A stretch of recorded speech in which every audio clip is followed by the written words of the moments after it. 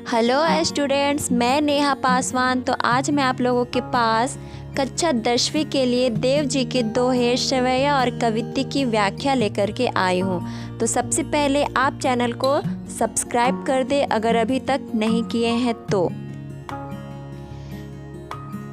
तो आइए जानते हैं कि देव जी ने अपने इन दोहों में क्या बतलाने की कोशिश की है। तो पहला है सवैया, जिसमें कृष्ण जी के रूप सौंदर्य का अलंकारिक चित्रण किया है। इसमें कृष्ण के राष्ट्रीय रूप सौंदर्य का वर्णन है, जिसमें उस युग की सामंती वैभव झलकता है। दूसरा जो दोहा है वो है कवित्य, जिसमें पहला कवित्य में बसंत को बालक रूप में दिखाकर प्रकृति के साथ एक रंग रंगात्मक संबंध की अभिव्यक्ति हुई है। और दूसरे जो काव्य है उसमें पूर्णिमा की रात में चांद तारों से भरे आकाश की आभा का वर्णन है। चांदनी रात की कांति को दर्शाने के लिए देव दूध में फेन जैसे पारदर्शी बिंब काम में लेते हैं, जो कि उनकी काव्य कुशलता का परिचायक है। तो अब आइए जानते हैं कि देव जी ने इन सभी दोहों में विस्तार से क्या बतलाने की कोशिश की है। तो पहला जो दोहा है वो है सवैया, जिसमें इन्होंने लिखा है कि पायनी नुपुर मंजू बजे, कटी कीकनी के धनु की मधुराई, सावरे आंग लसे पटपीत, किए हुल से बनमाल सुहाई, माथे किरीट पगे दृग चंचल, मंद हंसी मुखचंद जुन्हाई, जय जगमंदिर दीपक सुंदर, श्री ब्रज दुल्ह देव सहाई। इसमें देव जी ने क्या अर्थ बतलाया है ये बताएंगे। तो इस सवैये में कृष्ण के राजश्री रूप का वर्णन किया गया है। कवि का कहना है कि कृष्ण के पैरों के पायल मधुर धुन सुना रहे हैं और कृष्ण ने कमर में करघनी पहन रखा है, जिसकी धुन भी मधुर लग रही है। उनके सांवले शरीर पर पीला वस्त्र लिपटा हुआ है और उनके गले में फूलों की माला बड़ी सुंदर लग रही है। उनके सिर पर मुकुट सजा हुआ है, जिसके नीचे उनकी चंचल आंखें सुशोभित हो रही है। उनका मुख चांद जैसा लग रहा है, जिससे मंद मंद मुस्कान की चांदनी बिखर रही है। श्री कृष्ण का रूप ऐसे निखर रहा है जैसे कि किसी मंदिर का दीपक जगमगा रहा हो। दूसरा जो काव्य है वो है दारद्रम पलना बिछौना नौ पल्लव के, सुमन झिंगुला सोहे तन छवि भारी देव, पवन झुलावे केकी करी बतरावे देव, कोकिल हलावे हुलसावे कर तारी दे, पुरित पराग सो उतारो करे राई नौन, कंच कली नायिका लतान सिर सारी दे, मदन महिपजू को बालक बसंताही, प्रताप जगावत गुलाब चटकारी दे।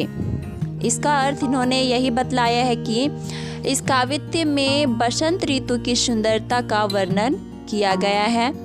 उसे कवि एक नन्हे से बालक के रूप में देख रहे हैं और बसंत के लिए किसी पेड़ की डाल का पालना बना हुआ है और उस पालने पर नई पत्तियों का बिस्तर लगा हुआ है। बसंत ने फूलों से बने हुए कपड़े पहने हैं, जिससे उसकी शोभा और बढ़ जाती है। पवन के झोंके उसे झूला झुला रहे हैं और मोर और तोते उसके साथ बातें कर रहे हैं। कोयल भी उसके साथ बातें करके उसका मन बहला रही है। ये सभी बीच बीच में तालियां भी बजा रहे हैं। फूलों से पराग की खुशबू ऐसे आ रही है जैसे कि घर की बूढ़ी औरत राई और नमक से बच्चों का नज़र उतार रही हो। बसंत तो कामदेव के सुपुत्र हैं, जिन्हें सुबह सुबह गुलाब की कलियां चुटकी बजाकर जगाती है।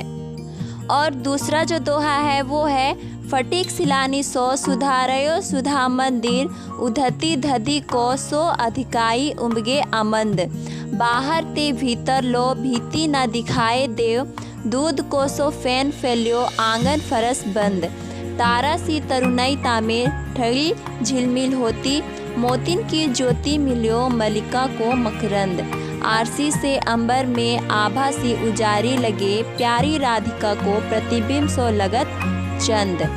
इसका अर्थ है कि इस काव्य में चांदनी रात की सुंदरता का बखान किया गया है। चांदनी का तेज ऐसे बिखर रहा है जैसे कि किसी स्फटिक के प्रकाश से धरती जगमगा रही हो। चारों ओर सफ़ेद रोशनी ऐसे लगती है जैसे कि दही का समंदर बह रहा हो। इस प्रकाश में दूर दूर तक सब कुछ साफ साफ दिख रहा है। ऐसा लगता है कि पूरे फर्श पर दूध का झाग फैल गया है। उस फेन में तारे ऐसे लगते हैं जैसे कि तरुणाई की अवस्था वाली लड़कियां खड़ी हो। ऐसा लगता है कि मोतियों को चमक मिल गई है या जैसे बेले की फूल को रस मिल गया हो। और साथ ही पूरा आसमान किसी दर्पण की तरह लग रहा है जिसमें चारों तरफ रोशनी फैली हुई है। इन सब के बीच पूर्णमासी का चांद ऐसा लग रहा है जैसे कि उस दर्पण में राधा का प्रतिबिंब दिख रहा हो। तो ये था देव जी की काव्य और शवैया की व्याख्या। अगर आपको कोई भी प्रश्न पूछना हो तो नीचे कमेंट में पूछ सकते हैं और साथ ही चैनल को सब्सक्राइब भी कर दें। धन्यवाद।